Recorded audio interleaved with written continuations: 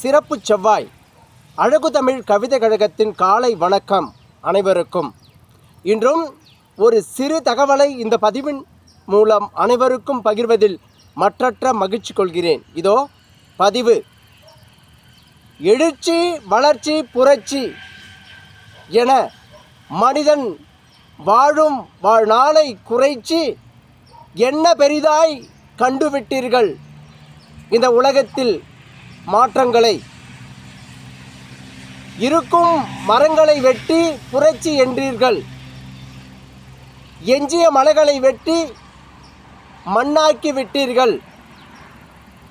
எங்கும் குப்பமயமாக்கி மாசு நிறைந்த உலகமாக மாற்றிவிட்டீர்கள். இது யாவும் இல்லாத நிலை இருந்தால் போதும் மனிதன் சிறப்பாக வாழ. உண்ணும் உணவே விஷமாகி போனது எதற்கென்று தெரியவில்லை உங்களால். இது மாற்றுங்கள் என் மானுடர்களே.